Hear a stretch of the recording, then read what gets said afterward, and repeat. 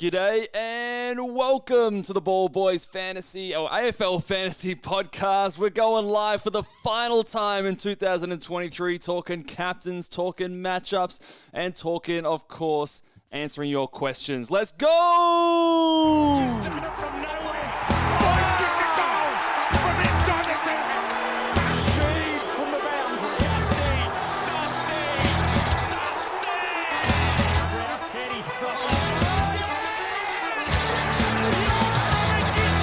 Petrarca. Oh, wow. How good is that? The legend becomes immortal. G'day and welcome again to the Ball Boys AFL Fantasy Podcast. I'm your host, Mitch Casey, and you can find me on Twitter at Ball Boys Fantasy. And for the final time of 2023, I'm joined by Luke Rogerson for the last show of the season. How are you, mate? Yeah, good, mate. I'm a little bit under the weather today, so I'm laying off the beers. It's probably not a great look when you don't go to work and then you jump on the podcast and smash a few beers. So I'm going to be a bit more conservative than that today. But final episode. I actually went back today and went and looked at our very first episode. Really, did you? It was a weird old watch. There wasn't quite the setup we've got going now. And Yeah, I remember things have changed, going into that first one, just absolutely shitting myself. But it's been a fun year. It's been good. Yeah, I mean, look, we've come a long way. In some ways, it feels like a long time ago, but in others, it was like not that long ago. But yeah, here we are, mate. 1.34 thousand people subscribe to us. We get, lots of episodes in throughout the season. We've given some good advice. We've given some shit advice, but we've had a bit of fun doing it. So yeah. It's been a roller coaster, but we've all made it. We've all made it, and the people listening and watching along have made it too. Hopefully, you've at least had a fun season. Maybe it was a successful season. Maybe it was a shit season. But hopefully, we've all had some fun along the way, because at the end of the day, that's what AFL Fantasy and Fantasy Sports is about. And we're going to have a fun time on today's show, because there's last week of the season, there's a lot to talk about. There's often a very busy round. There's often some weird, wacky results and some weird, wacky teams being named as well, because some teams are out of contention, so they are, suddenly beset with injuries. So surgeries left, right, and centre. Just people, needing to be managed, all the likes. So let's go through the teams to start off with here. Starting with Essendon, they've just got injuries galore. You wouldn't believe it, Luke. They're just beset with injuries. Well, I saw a decent tweet that said, I don't know how Essendon have that many injuries when they stood along and watched GWS last week. There wasn't much that they were doing. Yeah, there must have been, maybe some injuries on their asses because they were sitting down too much. Oh, my goodness. So, hold on. Finn McGuinness wasn't playing, mate. No. Matt Guelphy out injured, Sam Draper, Peter Wright, Jake Stringer, Jake Kelly, and Jai Caldwell all out injured here. So a couple of injuries to some ruckmen here as well. So if you had a Darcy Cameron, does that sort of, I don't know, I guess mean that you're holding him or inspired to hold him? I still think he's been fairly pedestrian. Yeah, my vibe is that the people that are holding Darcy Cameron may be doing a similar thing to what we saw Guesty doing the last couple of weeks, is maybe like that 23rd option, because otherwise I feel like most people would have moved on him if he was actually a mainstay in your team. So, yep. But nothing really else fantasy relevant in that game, I guess. But yeah, no. I guess the rucks being out injured, Hawthorn and Freo. There's not too much in terms of injuries going on here. Jago Mira is out injured, so more midfield time for our boy Hayden Young. Yep. That seems to be the big thing there, but otherwise, pretty whatever. The Gold Coast versus North game, again, not too much activity going on here. Blake Drury, he's out. He was the sub last week. That's the only real thing there. Again, St Kilda versus Brisbane. This one's got an interesting one because in this game, which you've highlighted here on the run sheet, Jack Hayes comes in for St Kilda. I don't think nobody would be saying, "Oh, Jack Hayes is in. We need to suddenly move on Marshall." But it could just be, the potential there that he takes a little bit of ruck time and Marshall, drifts forward a little bit there. It doesn't necessarily, like I said, mean that you make a move, but just one to throw out there. Let me bring you back to 12 months ago. Rowan Marshall was on fire. He was killing it. Going into the final round and scores like one. Where was he? Oh, this is the wrong season. But he was on fire. He was the sole ruck for that team, and he was coming into the final round with scores of 108, 163, 118, 118, and in the final round, who gets named? Tom Campbell. And what does he put up? A 40-7. Yeah. So this is giving me just you're getting a bit shivers. Of deja vu, yeah, a bit of shivers, a bit of deja vu. Look, I'm less nervous with Jack Hayes, who can definitely play more forward, than a Tom Campbell. But perhaps it just limits the ceiling, potentially. If you wanted to have a completely long shot and you are right, on the edge of possible at getting a hat versus, like, I don't know, say you're at 180 or 190 or something like that, and you wanted to throw a Hail Mary. Nah. Still not doing it. You're still not getting rid of Rowan Marshall? I think going him to Max Gawn could 100% be a play. My feelings on it are that there's better plays to be made with maybe some more certain or safe upside than that move. It's one of those things that, like, if we do get a repeat of that last round and he drops a 47 and you go to a Gawn who goes like 140 or something, then you're on, like, absolutely. But I think there's other ways for points to be made this final round. Yeah, I think so. I think that kind of a trade would require, one, you don't have like a Doherty and Zeeble situation, and you've got some other things to fix up. Yeah. Two, depending on how many of those Freo boys you have, I think the Finn McGuinness tag might be a bigger concern. Yep. But say you didn't have a Doherty and a Zeeble, and you had like one of Sarong and Brayshaw.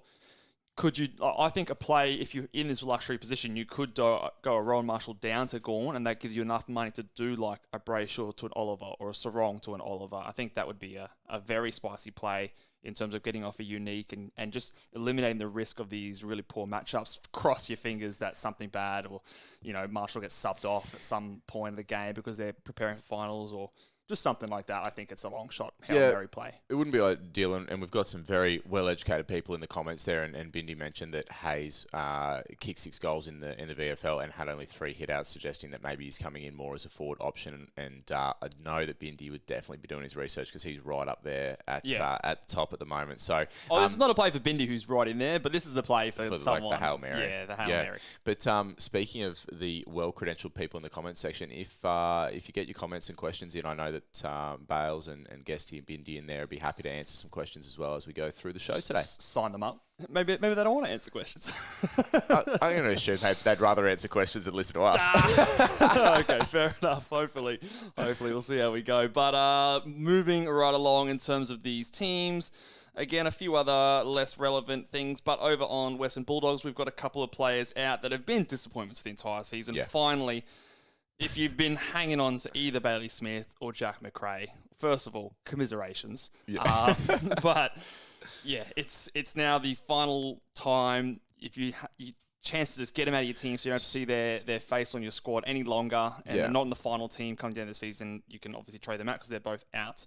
And Libba is back in. So what I want to throw out to you there is, there have been some people that got on Treloar last week. There might even be some people that are thinking about Treloar this week, with the Western Bulldogs needing to play really well. Do you think the Libba back in hurts Treloar more than the McRae and Smith out, or do you think it kind of just balances? I think so. I also don't love the matchup. I also feel like there's a very big potential with Geelong being eliminated from finals. The fact that they've dropped half their list for this game, that they're going to play very bruise-free footy and possess the ball a lot just to survive the game a little bit. Bulldogs have to win, so they're almost going to be playing completely different footy in a sense, I want to say, but I don't think it has too much to do with Treloar in terms of Libba in versus not. I'm just not a big fan of going there this week. I don't know if I fully agree with you on the game style that Geelong will play, just for one reason in particular. Unless the coach literally says go out there and possess the footy and play bruise-free footy. I think some of the guys that are coming in, they're looking at this as a bit of a career opportunity. Like they're getting maybe their first, second game of the season. They're looking to come in and show their wares, and I don't necessarily think like Sam Menegola. So I don't think if you're a guy coming in... talking shit. I don't think if you're a guy coming in, you're going to just want to be a part of bruise-free footy for the week. I think you're going to want to maybe show something. Yeah, there are a few younger boys coming in. It'd be interesting. It'd be interesting, that one. So are you a no on Treloar this week? I'm not a no, but I'm just not super enthused compared to some of the other options out there. I think he was a player last week. I tossed and turned whether or not I was going to go there for the Eagles matchup. Probably should have in the end, but did go a Tom Green as a bit of a safer play. But if you don't have him, I don't know if he's high on my priority of trading him this week. And look, Libba coming back in, I don't know if that changes it. It's just more the matchup and other options available. Now, should we talk Carlton for a little bit here? Because we were worried about Carlton earlier in the week, and what we were worried about has come to fruition is the fact that they're resting the doctor. They've cemented their spot in the finals, and they've also, interestingly, named now Walsh and Chera in. What does that do to their midfield mix? There's people that have been riding Hewitt, who's been going all right recently. What do you think? Well, the other news is also that Patrick Cripps is set to be a late out come 5 o'clock, which I think was announced on Twitter as well. So he's looking to be managed before finals. So I think in terms of Doherty and Cripps out, Chera and Walsh in, it's kind of like a direct replacement, and the mix will be pretty similar, I think, in terms of what it has been the last couple of weeks with just those guys sort of subbing in for each other. So if you're a Hewitt owner, you probably might be looking to trade him out anyway. But I think the mix and how they rotate, that looks pretty cut and dry to me, at least just on the surface. Plenty of chat about the Shees this week because we've got Zeeble obviously retired, and then Lukey McDonald as well is out, and so the potential he's hit a little bit of a patch of form there. Do we think he has the ceiling that you're looking for when you trade in a guy this in this last round of the year? Absolutely. Guessy would know he's got the ceiling. He That's such a little bloody drive by there. Caught back, Guessy. So he scored 130 last week. So absolutely, he's got the ceiling. And Gold Coast are 129. Sorry, not quite 130. But he's gone 120 several times this season. 110 several times this season. He's gonna probably take all the kick in. This week, there's a little bit of chat about the rising stars this week about who deserves it, and you reckon that could motivate him a little bit? I reckon he still has a little bit of a point to prove. So I reckon that he definitely has a bit of a ceiling this week in a game that for the latter doesn't mean too much, but for him could still mean a fair bit. So I definitely think that elevates his stocks a little bit, at least compared to if they weren't there, or if they were there. Sorry. Talking defenders, we've got a few options that people are talking about this week in terms of potential ceiling. Lukey Ryan's a name that's getting around, as well as Shannon Hearn coming in potentially for the retirement parade. Yes. Do either of those two interest you around Sheasel as well? They do. Shannon Hearn is a very interesting one to me. Yeah, the old in for the last game trick. Yeah. You tried to go for the Zeeble one last week. And guess where I'm going this week, baby? Guess where I'm going? Let's go Hearn. I actually thought that would be a funny little trade that you could do because obviously he's cheap. He's $690K, I want to say. $696, so, very nice price point there. So, sorry, Guesty, that was a bit of a low blow. But you're going to have to let him take out the overall rankings now. You're talking bloody trash. So. No, you'll get there, mate. You'll get there. Couldn't be more condescending if he tried. That's going to be my hot take later because it worked for me last week. But, I think I kind of like Shannon Hearn over Luke Ryan. Okay. I don't know. I think, they're at Optus. He's had a couple of big scores this year anyway. And you reckon just go balls I don't know. I just think that the combination of Adelaide trying to feed goals to Tex, maybe kicks several behinds, and Hearn's just in there chipping the ball around. I think there's a good narrative that you could talk yourself into there. Okay, I like it. Couple other points from the Thursday teams. Fritsch coming back in. Does that mean? I mean, it probably doesn't really change what you're doing with Petrarca. If you didn't have him, you're probably not bringing him back in. But probably not bringing him in, but maybe stops you from trading him out. Yeah, a bit more solid midfield time. Leave that one up to the powers that be over there at Melbourne. We're ready to talk about some targets? Yeah, let's do it. And we'll start with some of those defenders, which we did talk about. And here's how I rank the top four. I still think Nick Newman is the number one target if you can afford to get there. Yep. You don't think his role changes at all? I know you were talking about that just kind of like 2 out, 2 in at Carlton, but I don't think so. Was there anyone else that was sort of? We don't have their full list so far until 5 o'clock, but I think he's pretty set in what he's doing. Correct me if I'm talking out of my ass here, but last time Carlton played GWS, did Newman do the job on Green?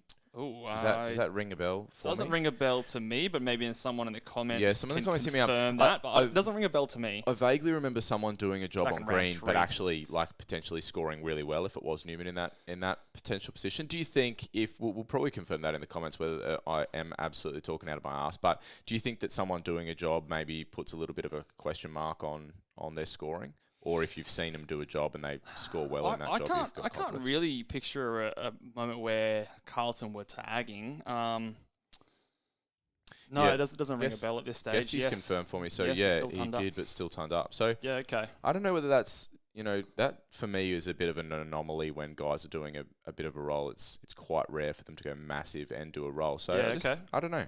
Interesting thing. That's killer memory. That was round 3. If you've pulled that out of thin air. What the hell? Yeah, man. Not just a pretty face up here. You're sick and shit, man.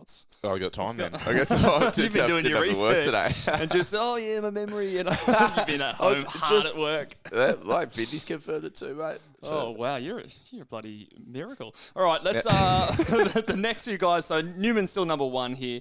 I've got Harry Sheasel number 2. I think the stars align for him to have a big game up here at the Gold Coast. Fighting for that rising star. Both those players out, and plus he's been great all year.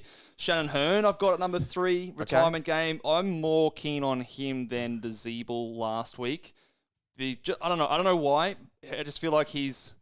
Done it for longer. The ground probably suits it a bit more. The first factor should have been the fact that we knew Zeeble was out next week. Yeah. Why the fuck did I do that? Now you've got the legitimate one play, and he's literally come into the side just for this one game. So, look, I think that's a fair way to go. And then at 4, I do have Luke Ryan. So he's my lowest of those 2. I've seen some other people talk about a Dan Houston as well, and I can never get around to Dan Houston because he does have a ceiling, and again, it's a nice Hail Mary play. Yeah.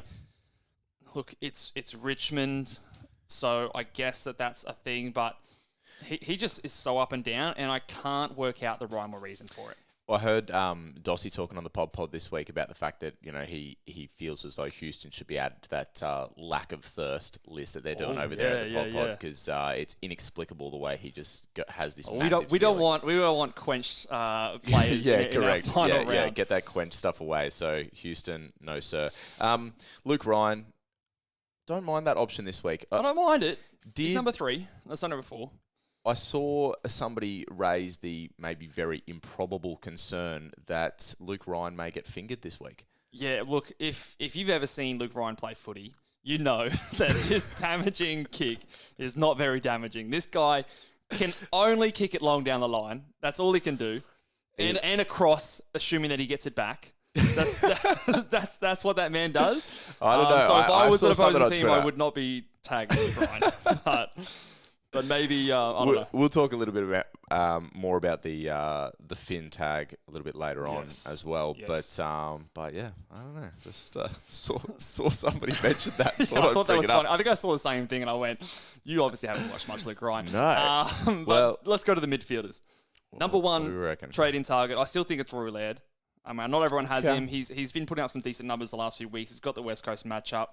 Look, my only concern is maybe that the game is so not contested and, there's not many tackles to go around that he suffers a little bit like that, but he's still able to link up and get those marks. I remember us cheering that game where I had the captaincy when he got those 3 cheap marks, in that game. So he's able to get in and amongst the, the spacing game. So I still think he'll be going good.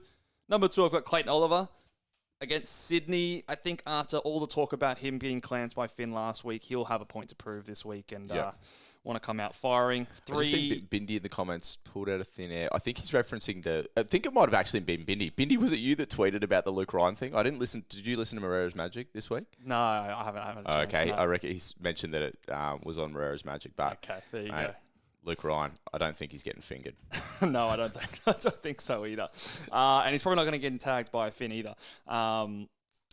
Okay, went right over your head there. But we're going to go Sorry, 3 Tom Green, 4 Tuke Miller are my other top 4 targets for the mids. What are your thoughts on Tuke Miller as a bit of a unique play up against up against North Melbourne? Not really anyone to tag for him, so does he run around a bit more freely? And, he scored decently over the last couple of weeks. Yeah, my gut feel still says no. Yeah. To that one, like you said, the role has been a little bit inconsistent. You mentioned maybe there's not anyone to tag there, but they've got a few options that are going through there that are stealing some of those cheap points that Tuke sometimes gets as well. Those +6s, like Flanders is playing a really good inside-outside role. I think they even brought back in Fiorini this week, or did they? Am I right in saying that? Sorry, I'm just a little bit distracted because we're saying that Laird is out, and there was someone at the start of the show that did say that, but I haven't yet seen anything on Twitter confirming this. If anyone will know, Bales will know. Bales will know. Is Lairdy out? Why am I seeing this in the chat but not seeing it? I'm gonna cop a donut. I'm not seeing anything on Twitter here, so move was stupid. Maybe we'll wait and see and check back in a couple of minutes and see. But I'm not seeing anything right now on my Twitter, but we'll have a look because that will definitely change a lot of the things that I'm doing and will piss me off a little bit here because then I'm gonna have both the Freo boys stuck on my side. Okay, let's talk some forwards. Is that what we're up to? Yeah. What do you think? Just as a general thing this week, do you think that those defender options in like Sheasel, Hearn, Ryan, Newman have the more potential upside than trading in some of these midfielders we mentioned? Some of these defenders, just because of the nature of like the final round and the potential for teams to be kind of chipping it around a little bit more, and maybe especially those final quarters like waxing. I think some of those defenders will be the ones that could potentially benefit. So that's at least giving the possibility of higher ceiling games from those players. And I think the general sentiment of like, more bruise-free footy, less tackles potentially there for the teams that aren't, don't have much to play for. Yeah, might be something of a narrative that you can sort of convince yourself of. But again, it's a bit of a, you got to talk yourself into it sort of thing. Up forward, Zachy Butters takes on Richmond. We know there's not likely to be any attention there. Yep, I think he's going to be running free. He scored well the last 3 weeks, and maybe there's an outside chance that he's still a contender for the Brownlow. So if he can snag 3 votes there, he might still be playing pretty hard. Number 2, Sam Flanders, North Melbourne. Yeah. The guy that you traded out last week. And kept Anderson. Kept Anderson. He's got North, and it's just, just a man possessed these days in terms of just racking up the footy, racking up disposals, playing for a contract. I think he could be a good trade-in target. And number 3, this is where I have the guy that a lot of people have been talking about, Tex Walker versus the Eagles. Look, I personally think that we are trying to... It's like a square peg, round hole kind of thing. Like it happened a few years ago as a play. We're trying to say this is the same thing. Look, there's definitely a scenario where it works out, but I think it's not as nice of a scenario as it was when Jeremy Cameron did it a few years ago. Yeah, I think you made that really good point on the podcast earlier this week. It's a nice story to talk about, isn't it? And when it comes this time of year and maybe there's less to talk about on the podcast and stuff, it does become that narrative, that exciting narrative, I guess, that people can mention. There's a scenario where it works out. I personally, look, again, it's kind of like if you want that Hail Mary play... If he was within I don't know, maybe a lot of people are going to do it. If he was within 4 or 5 goals of... I think that's that makes a difference? I think that is a different story. Or if wait, so he plays before Curnow plays, right? Am I right in saying that? So he'd have to kick. So he's 8 behind. He'd have to kick, 10 to 12, and then obviously have Curnow kick less than. Yeah. So say he was like 8 or 9 goals behind him, and they'd already played, and he knew that. Okay, I need to get this target. Yeah, maybe. And it was like, okay, then it's like, well shit, I've got to kick 10 goals, and then it's like, okay, we're going to go for that. But because Curnow plays later. I don't know. I feel like maybe this is me just sort of throwing shit up against the wall and see if it sticks. But I think that it's less of a narrative that I believe in compared to a few years ago. Fair enough. A little preview. The Texan does feature on the big boys. Yes, he does. He does actually feature on the big boys, but he's just a bit of a Hail Mary sort of one. Should we go to the big boys, or are you confident in your big boys? Because just a little peek behind the curtains prior to coming on, Mitch was still a little uncertain about the top big boys. So I'm interested to see what people have to say in the comments as well. Look, I'm confident in the players that are there. The order stresses me out a little bit, and the order of the top 4 is very crucial because we're going to have to pick one of them because they all play on the same bloody time, which annoys the shit out of me this week. And I'm still trying to scroll through Twitter, and I can't see anything about Rory Laird. So I think unless I can see something confident and confirming that, I'm going to assume that he's. I think when Val said Lairdy here, he was mentioning that Lairdy was your top midfield trading target. Taco Chicken comes up here and said he's out. So, hey, Taco Chicken, settle down, mate. You're going to give Truly Bales a heart attack. Aneurysm. Okay, we're talking big boys? We're talking big boys. Oh, hold on. Oh, no. We can never time it right. You think after 24 rounds we would have got that right. But no. All right, I'm going to have to borrow your computer here because my thing has just absolutely died on me here. So just to read out my list that I can't remember. Number 1 for the big boys this week, I've got Marcus Bontempelli. Number 2, Tim English. Number 3, Rory Laird. And number 4, Jordan Dawson. So those are my top 4. Now, the issue with these guys is they all play basically at the same time. The West Coast and Adelaide game starts at 8:10. The Bulldogs and Geelong game starts at 7:25. So you've got 45 minutes between this game, the Geelong game starting, and then the Adelaide game starting. So so you'd have to you can't VC. You can't really guys, VC a Tim and go into a Rory Laird, for example. Yep. You kind of have to choose between those 4. Now. I've settled on the Bont being the number 1 guy as the safest play. For a lot of the week, I had Tim English at number 1, but the Reece Stanley inclusion I want to know what people drops him down. Think about that. So we talked about it a little bit. I want to know, what do people think about Reece Stanley inclusion and the fact that Tim English's record at GMHBA leaves a bit to be desired, and then the fact that we're thinking Brownlow Bont. Does that push Bont above English? Let us know in the comments what you guys reckon, because Mitch and I went back and forth on it. Yeah, so I mean, I just feel like Bont is the safest. I could also make an argument that if it depends on if you're going VC or C on how you're going to rank these guys. So if you're going for a VC, I might favour someone like a Tim English ahead of a Bont, because I feel like he's hit ceiling games more regularly. Yeah. Bont has probably got a higher floor. So if you're going into a C or a captain, then I'd probably rank him ahead. So the interesting thing is on the Sunday game, there's actually probably not that many great options in terms of captains, especially ones that a lot of people have. Would you roll into one of those Port Adelaide boys or even a Clary on Sunday? They're options. So if I go through the rest of my list, at 5, I do have Clayton Oliver. At 6, I have Max Gawn. I really do like Max Gawn in that matchup, but again, he's probably not highly owned.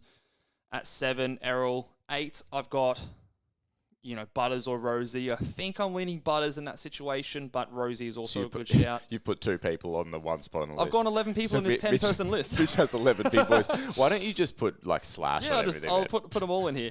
9, Tom Green, and then 10 with a little asterisk, I've got Tex Walker. The asterisk just signifies that he's a VC option only. Do not roll into Tex Walker as a captain. I could do it loose. Just do it. Just in case he kicks 10 goals. But look, again, he's at number 10. I just thought I'd show some love to the possibility that he could go massive.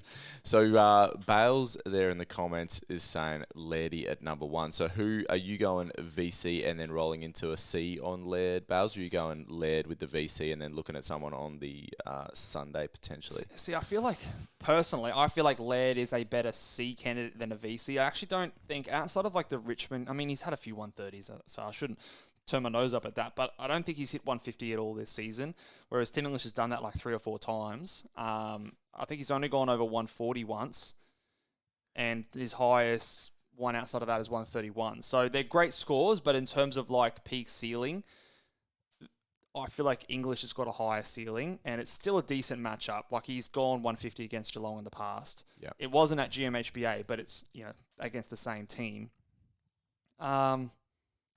Yeah, tough call. Bales is going to VC tonight. I don't mind that. Maybe I should do that. Merritt into Laird. Look, I also don't mind. He's not on my list, but I thought about this today. I don't mind the Parish VC with the contract talks as a bit of Merritt's not on your list either. Nah, I've lost faith in Merritt, and I feel pretty good about not having him on there. Okay. I know Collingwood are easier to score about, but Merritt's just, I don't know. I've lost enthusiasm, but I think I'd go personally. I mean, I don't want to talk Bales into anything because it'll probably backfire and I'll look like an idiot. But I like Parish for tonight if you're desperate for a Friday night game. But otherwise tonight doesn't really talk. Yeah, exactly. Here's an interesting hypothetical for you. Let's say you put the VC on either Bont or English, and we know you get to watch 45 minutes of that game before the Adelaide game starts. Let's say you put the VC on Bont and he's scored, 20 points in that sort of quarter and a bit of footy.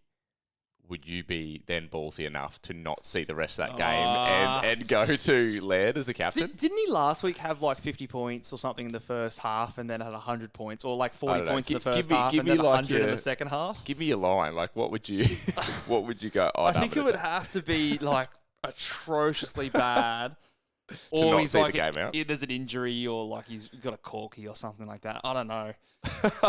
I just thought maybe there's a bottom line there where you've seen enough, it's bad enough that you just go, okay, well, I'm going to go lead in with the C. But interesting to see. This could, the captaincy and vice captaincy choices this week could make or break, people's car quests and stuff. So, I think the message from that is don't listen to what we have to say. No, the big boys weren't going strong, mate. We had a good round last round. I can't even remember what happened last round. What did we? Oh, we had one of the 140s. It's a pretty easy choice. Bit of a layup pick last week, but look. So I think any one of those top 4, back your gut in, and I'd be happy to sort of give that the sign of approval. If I'm going C, I'm going Bont. If I'm going VC, I'm going English. I just like those guys a little bit more than the Rory Laird and Dawson. I actually think because I like the sort of Bontempelli as the captain option this week, I actually think I might go Merritt tonight. Just because... Oh, okay. Just because... Something to watch. Yeah, something to watch. I think I'm in a position where I'm like, fuck this, something to watch. So, Bales, I think I'm going to jump on board with you, mate. Well, actually, while we're asking people in the comments, Guesty, what are you doing? Just so, just out of curiosity, what are you doing for your captaincy? No other alternative. Guesty's checked out, mate. Now, two blokes that didn't appear on your big boys list, and I think for good reason, are the Freo boys. Should we take some time to talk about we haven't them? talked about it yet, but Yeah. Who's getting fingered? That's the question we all want to know. Well, and also, who's getting the Finn McGuinness tag? Well, it's too exclusive. Yeah, that was... What a lot of people have sort of been discussing on various podcasts and stuff is there the potential to trade both. I was doing that until Doherty was out. Well, that's what I'd imagine now. I'd find it hard to believe that there's too many people that have dodged the Doherty thing, which then it now makes you make a choice. And if you're put in a position where you have to make a choice, is the prospect of picking the wrong one so just shithouse that you just keep them both? Do you know what I mean? Yeah, like what I did with fucking Flanders and Anderson last year. That was so fucking bad. You hated that game so much. I would have preferred to have them both. Have at least one of them. Exactly. Yeah. So there's like a very real prospect that people go, oh, okay, I think it's Sarong. And Sarong goes 130. Because you think if 60. one gets tagged, the other one, it's still Hawthorn, right? So the other one probably goes well, right? If it's you and I, you're Sarong, I'm Brayshaw. Finn comes over to me. You're going, I'm going, fuck yes, you little ripper. Sucked in. I'm getting 40. Yeah, maybe that is a play. If there was ever an incentive to go big, it's watching Finn go to your teammate. Just going, oh, man, that sucks over there. But look, unlucky, Andy. Unlucky. Yeah, look, that's a play. The argument you could say is, look, if you're greedy, you could go, well, if I make the right choice and I trade out him and he goes 60 points. How often do we make the right choice? Yeah, good point. Good point. Never. I don't know. I'm going to take a punt. I'm going to trade him out because I know... So you're trading Brayshaw out? Do I want to tell Guesty? No, I'm going to trade Sarong out, I think, at this point. I think that Sarong's been... the more... Is this legitimate or are you... No, legitimate. Yeah, okay. Legitimate. I'm not talking shit. I'm an honest fella. I'm trading out Sarong because I think that he's been the more influential player. He's also probably in the worst form fantasy point scoring wise. He's had a couple of tags the last few weeks. Look, I know Brayshaw's gone big against him in the past, but I think I saw Moreira's Magic, the Trade Insights, point out the fact that even though Brayshaw scored well in those games, when you look back, Sarong actually got more coaches' votes in those games. So in terms of his influence on the game, at least from those past performances, the coaches saw him as the more influential factor. So, look, it's like I'm 60-40 that it's going to go to Sarong. It could very much go to Brayshaw, but I'm going to take a punt, trade out one of them, and hopefully I'm right, and see how we go. I think it could be Sarong move, but we'll see. Okay. Now, where are we going here? Are we going spicy takes, or should we have a look at the teams? Actually, yes. Let's look at the teams. Cause I don't think. Surely there's not anything. I don't think there's too much. We knew about the Patrick Cripps thing already, which has been named up. Mark Pittnett is out. It doesn't really matter. I don't know why I said it. Nothing really else that I can see here. Trent Cotchin managed. Oh, that's harsh. Is that what it says? It says managed. Don't worry Jack about it, Rewalt managed. Surely a couple of debutants for Richmond, which sucks for us fantasy owners. Dion Presti's get a 9-month management there. Nothing else really for us to focus on there. It's all pretty straightforward. Okay. Muy caliente. Oi, hold on. Sorry.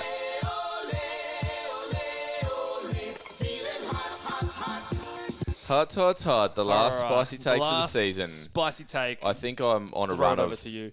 Haven't hit my spicy take for like 7 weeks now. My spicy take is both Brayshaw and Sarong go 120 plus. Whoa, spicy! So who's he spicy. tag? Who's Finn tag then? He's going to Lukey Ryan. Lukey Ryan. He's going to. Well, actually, again.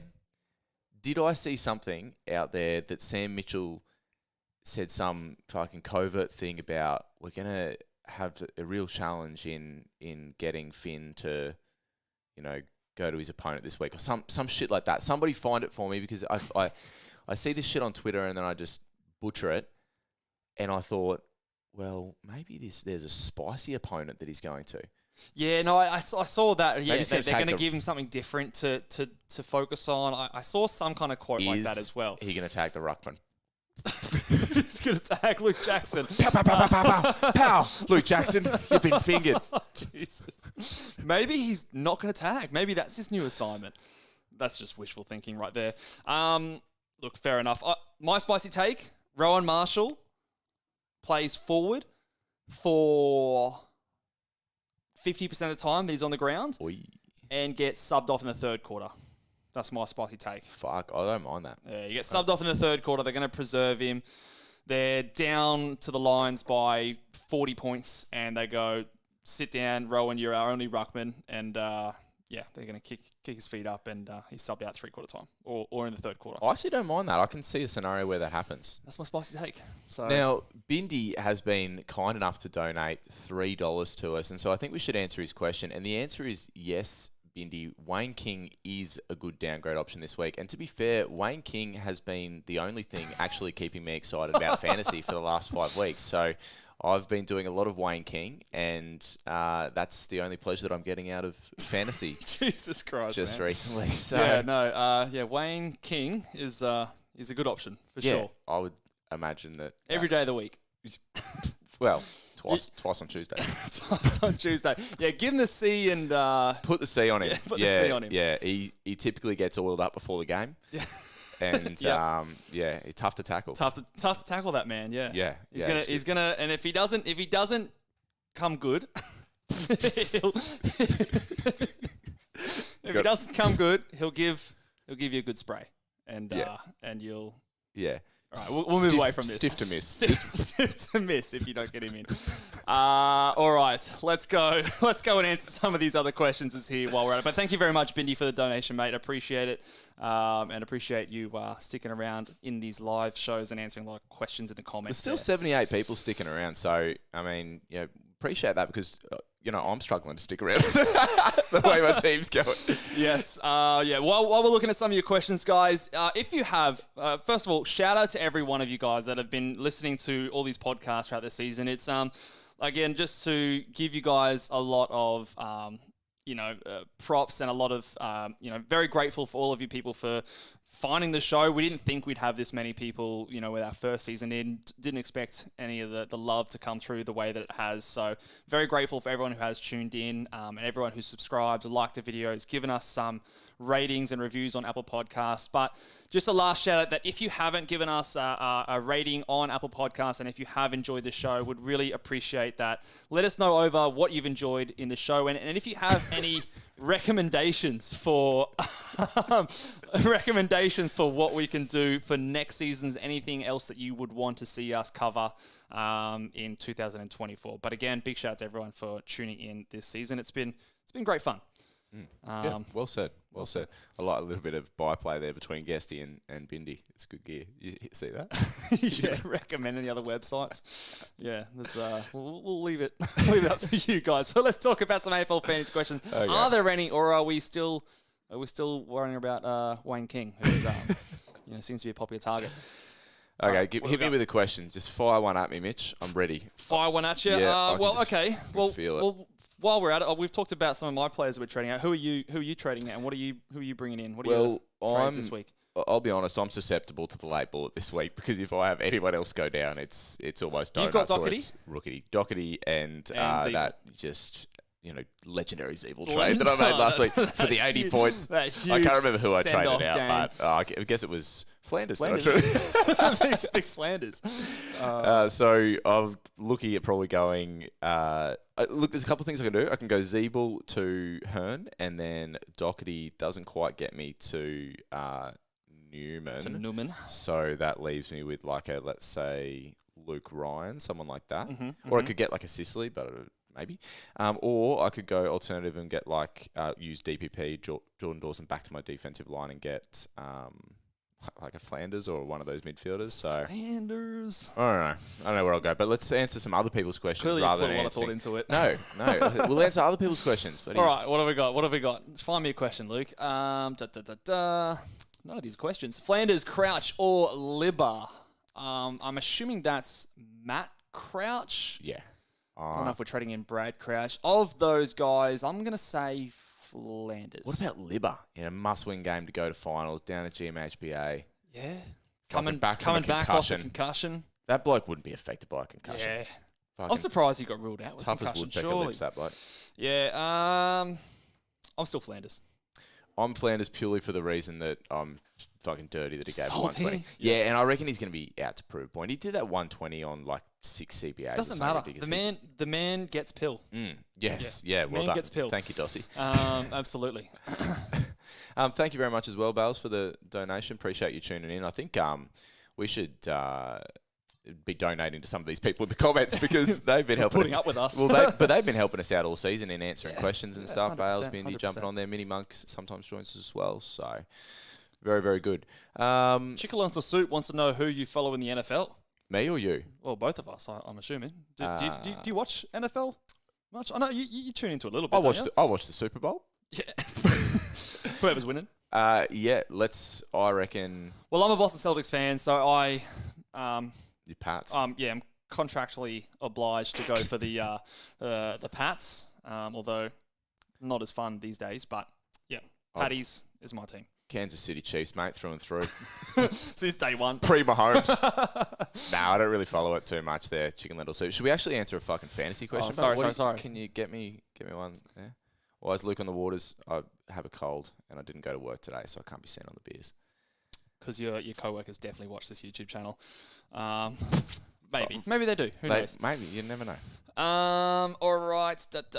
Are we going to be doing an AFLW fantasy podcast? Look, I think as much as we love AFL fantasy and AFLW fantasy, I think for us, well, I'm tied up a lot with the fantasy basketball. So in terms of marrying the two up together, I think that would be a bit much for me to tackle. And I think in terms of preserving your fantasy enthusiasm, having a well-earned break, I think is the plan for this podcast. Sometimes it's nice to just be a consumer as well. Yeah, 100%. Yeah, as well. So in I terms think of really realistically, we are just consumers that then discuss things. Yeah, 100%. So I think in terms of AFL content, we're going to be having a break, but we will be continuing on to fantasy basketball. So if you want to go and check out our other YouTube channel and our other podcast, well, my other YouTube and podcast, Fantasy Basketball Ball Boys, you can go check that one out.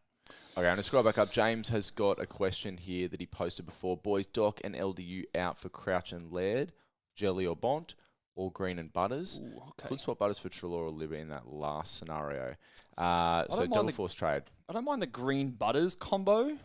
What are your thoughts there? Crouch and Laird could also be spicy with that matchup. Yeah, going to the double combo from the one team, I think there's always that element of risk of like how many guys are going to go big in that one game. Jelly and Bont is a no from me, mainly for the Jelly side of things. Yeah, I mean, Bont obviously is the temptation there. But Green and Butters, what if maybe this person already has Flanders, but if you could afford Bont and Flanders, would you go Bont and Flanders before any of those Yeah, I probably would. Yeah, I mean, Bont's the big draw card there. Yeah, that's the only thing I thought. But James, if you don't have Flanders, I'd be tempted to go Bont and Flanders if that's affordable. But out of those ones, I'd go Green and Butters. And you go both Green and Butters before you went Libber into one of those combos there? Yeah, I think so. I'd definitely be going Green over Libber. And I think I'd probably also go Butters over Libber too. I think the matchup with Richmond, the Brownlow potential extra incentive tips them at the line there as well. I think of those options, that last one's my favourite. Beautiful. We'll mention here, Bale's spicy take. He reckons the Content Creators Cup overall rankings is going to go down to 10 points. What is the while you find out what the difference is, just another shout out, the final shout out for the year for the Content Creators Cup. Infinite Wealth, go check it out. Last chance to get it for free, I believe. Definitely. I think we've got our little Infinite Wealth graphic here. So check out the graphic there on the screen. Go and suss out what all that's about. Financial advice, that's worth a heap of coin, and we're getting it for free as fantasy enthusiasts. 39 points. So Okay. You're there's up. less in it between the Content Creators Cup than there is for the car. So you tell me which is more exciting, the Content Creators Cup or the race for the car. I know my answer. That's definitely what I'll be tuning or is into. Guesty up in the overalls? I'm up by 39, and Guessy's trying to stalk me down. Okay, another question here from, is it Damon there? Currently 7K, want a Hail Mary into the 5K, so I'm holding McCluggage and Anderson as pods, even though they could flop, and they're going to get in Laird for Sarong, and then Hearn for Duncan. I definitely, Love it. Yeah. I don't mind it at all. Like, Hearn is, I think, a definite play. Even if, like, you could afford more, there's every chance that he is a 160 this week. Like, he could just rack it up down the back there. Fuck yeah. So I think that's definitely a play. Love that thinking too. Is like, it's for some reason inside the top 5K sounds better than inside the top 7K. Sure. So just For go for it. Yeah, Absolutely. there's no difference between finishing 7K and whatever. You might as well just have a Hail Mary and have some fun while you do it. Yep, we're trading Doc, of course. So are we bringing in Ryan, Sheasel, or Whitfield? I think based on your order Whitfield's another before. one I haven't seen too much this week. I don't know if I'd go Whitfield against Carlton. I think they are a tougher matchup. Who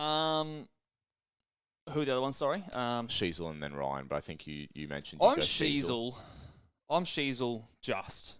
It is close.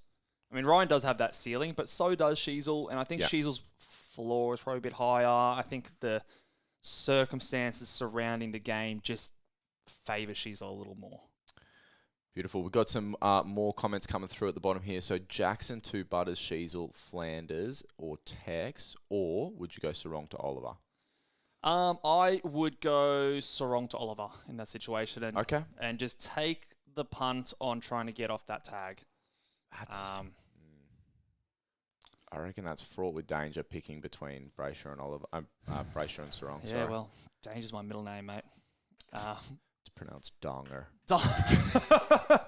What's What's that off? That's Brooklyn Nine-Nine right there. Little Brooklyn Nine-Nine reference. Yeah. Shout out to Bales as well. Some people are asking about AFLW content. Bales, as I've often said, hardest working man in fantasy footy. The man does not stop. He's doing some AFLW fantasy content, so go check out Truly Bales on YouTube because he will be there for you with all your content.